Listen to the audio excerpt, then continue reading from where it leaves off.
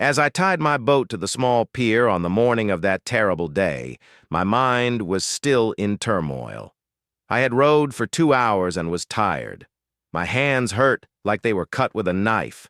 My palms had blisters. But I didn't care. I did what I had to do. I turned my eyes uneasily to the misty sea one last time. Then I turned around and walked home, ignoring the pebbles stinging my bare feet. I had just turned 19. It was a period when I had serious problems with my family because of their concerns about my future. When I was tired of arguing and thinking, my parents going to Istanbul for a short time gave me a few days to breathe. We've been coming to this town every summer since I was a kid. My father had a beautiful house built in one of the small bays on the coast. The view from our balcony was unique. Our garden always seemed like a vast place to me. Our surroundings were unsettlingly deserted. But if you ask my father, this was the main reason why he built our summer house here. Since there was no other house in the bay other than ours, my father built a very high wall around our garden, calculating that my mother, who was always very anxious, would feel safe. After all, that's exactly what happened. My mother was not afraid to stay here alone, even at night. After breakfast, I went out to meet my friends. I was going to go to the Nadzims. Their summer house was in the next bay from us. It wasn't deserted and rocky like ours. Banu insisted that I come. And I said, okay. John and I grew up together and got engaged in May 1986. Exactly 1 year after John enrolled in civil engineering at Florida Gulf Coast University, I also got into the same school. Everything was going great in Florida until he suddenly started acting differently. He stopped calling, and his family told me he was experiencing depression. It was painful not to see him, but I was afraid to call. I waited a whole year with hope and returned to Georgia for summer vacation. One night he finally called, and I was overjoyed. John wanted to meet immediately. I ran into his arms, thinking all the bad days were over. We spent the night together, walking the streets of our childhood and having breakfast in the tea garden on the hill. I returned home peacefully and fell asleep.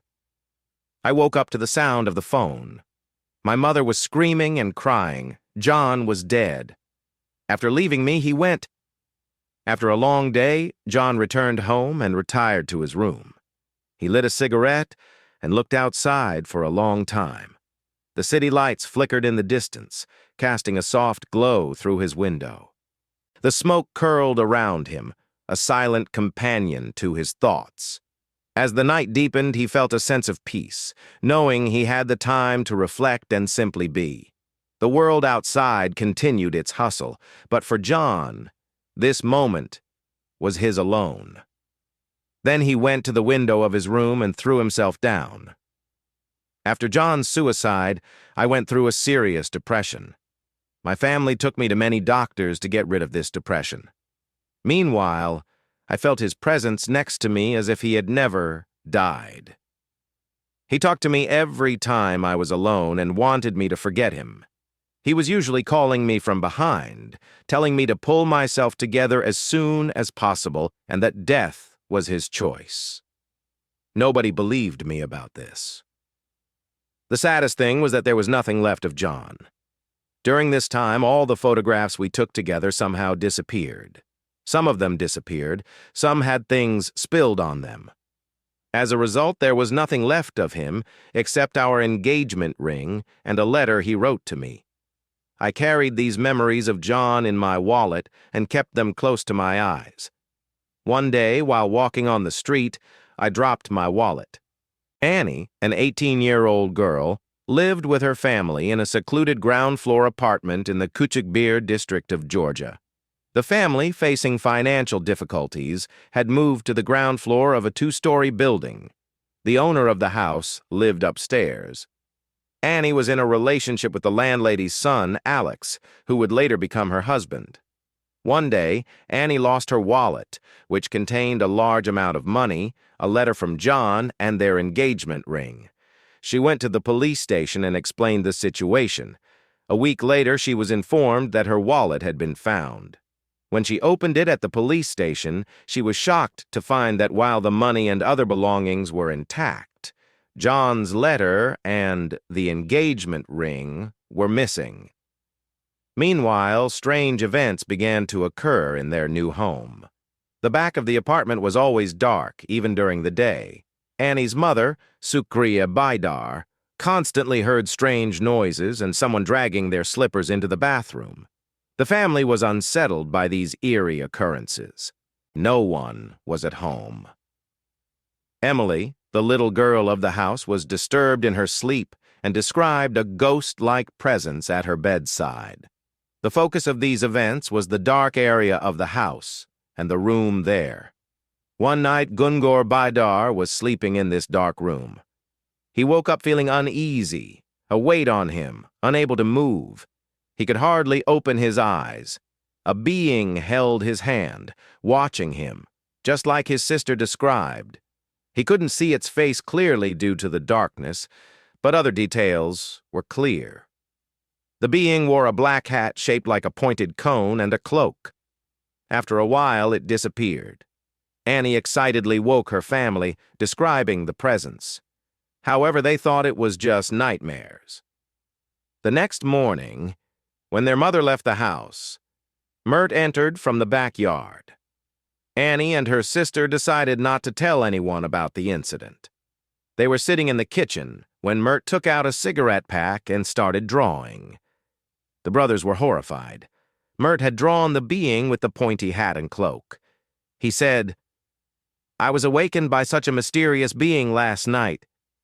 In 1995, after her father Austin's death, Sophia moved into her mother's house to care for her. Sophia's mother, Elizabeth, often claimed to see her deceased husband when alone. Sophia dismissed these visions as grief-induced illusions. One night, while getting water, Sophia saw her father bending over Elizabeth. He noticed Sophia and said, "Don't be afraid, not now. She will come to me in 2 years." Elizabeth woke up screaming, claiming Austin had visited her. Simultaneously, Sophia's husband and children saw the same figure passing by their door. They all described Austin as looking 15 years younger. 2 years later, in 1997, Elizabeth died of cancer, fulfilling Austin's eerie prophecy. The family was left bewildered, having witnessed a supernatural event that defied explanation. This incident remains a profound mystery, leaving researchers and the family questioning the boundaries between life and death. In a small town, a mother took her daughter to the hospital, risking rumors. After an ultrasound, it was clear the girl was truthful in her denials. A large tumor in her abdomen explained the swelling and symptoms. John and I grew up together and got engaged in May 1986. A year after John started civil engineering at Florida Gulf Coast University, I also got into the same school. In Florida, things were great until John started acting differently. He stopped calling, and his family said he was depressed. It was painful not seeing him, but I was afraid to call.